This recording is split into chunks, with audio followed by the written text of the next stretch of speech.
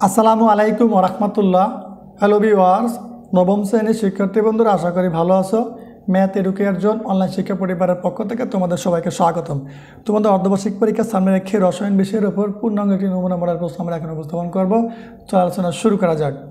দেখো, অর্ধবার্ষিক পরীক্ষা 2025 রসায়ন নবম শ্রেণী, বিষয় করে 137।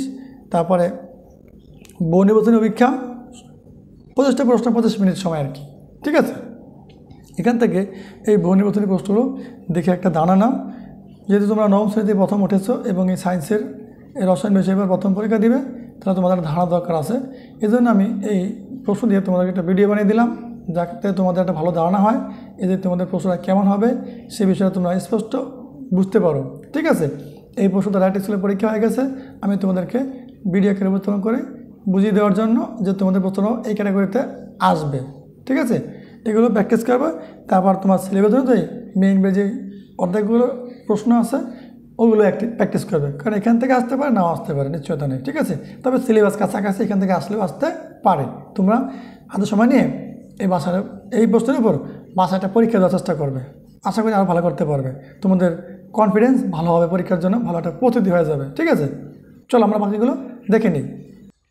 দেখো, এখানে এই যে ত্রয় সূত্রকে সমর্থন করে কোনগুলো, এই 17 নম্বর থেকে দেওয়া আছে। এই প্রশ্নগুলো তুমি দেখে একটা ধারণা অর্জন করো। এগুলো তোমাদের পরীক্ষার সিলেবাস অনুযায়ী তৈরি করা হয়েছে। তোমাদের সিলেবাস এই প্রশ্নের সিলেবাস কাছাকাছি, কারণ কি এবার সিলেবাস যা তার নিজের প্রতিষ্ঠান থেকে স্যাররাই তৈরি করেছে। তাহলে কোন কোন অধ্যায়গুলো দেওয়ার মতো সেটা স্যাররা ভালো জানে, এবং তোমরা তোমাদের প্রতিষ্ঠানের সিলেবাস অনুযায়ী সুন্দর করে পরীক্ষার জন্য প্রস্তুতি নাও। আর আমাদের এই ম্যাথ এডুকেশন ইউটিউব চ্যানেল এবং ফেসবুকে তোমাদের ধারাবাহিক ক্লাসগুলো পেয়ে যাবা, সেখান থেকে নিয়মিত দেখে থাকো। সবাই ভালো থাকো, আল্লাহ হাফেজ।